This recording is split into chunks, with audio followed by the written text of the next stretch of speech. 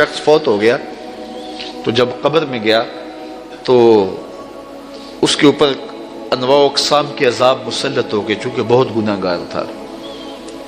تو ایک دن اچانک سارے عذاب موقوف کر دیے گئے اور جہنم کی جانب کھولی گئی کھڑکی بھی بند کر دی گئی اور جنت کی جانب در کھول دیا گیا اور فردوس بری کی تازہ ہوائیں قبر میں آنے لگے۔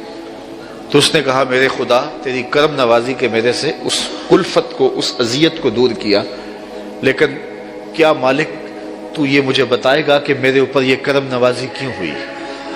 تو آواز آئی کہ میرے بندے، جب تو مرا تھا تو اپنی بیوی کی گود میں ایک بچہ چھوڑ کے آیا تھا۔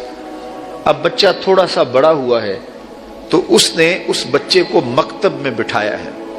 تو استاد نے اس کو قرآن مجید پڑھانے سے پہلے کہا، بیٹا پڑھو بسم اللہ الرحمن الرحیم۔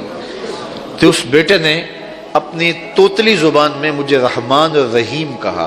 مجھے شرم آتی ہے کہ اس کا بیٹا مجھے رحمان اور رحیم کہہ رہا ہے اور میں اس کو عذاب دے رہا ہوں، تو میں نے اس کے صدقے سے معاف کر دیا ہے۔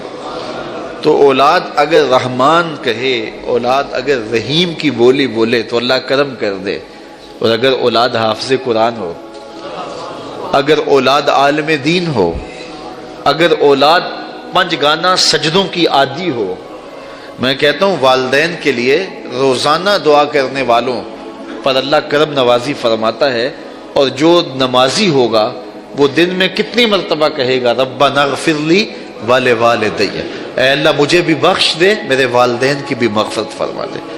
تو خوش نصیب ہیں وہ ماں باپ جن کی اولاد نمازی ہے۔ اگر آپ نمازی ہیں تو آپ کے والدین خوش نصیب ہیں، آپ کی نمازوں میں روزانہ آپ کے والدین کے لیے دعا ہوتی ہے، اور آپ کی اولادیں نمازی ہیں تو آپ خوش نصیب ہیں کہ آپ کے لیے روزانہ بخشش اور مغفرت کی دعا کی جاتی ہے۔ تو اولاد جب پیدا ہو تو سب سے پہلے اس کے کان میں آواز اللہ اکبر کی پڑے، اور بولنے لگے تو سب سے پہلے لا الہ الا اللہ محمد رسول اللہ، لفظ اللہ، اور پھر اس کے بعد لا الہ الا اللہ محمد رسول اللہ پڑھے۔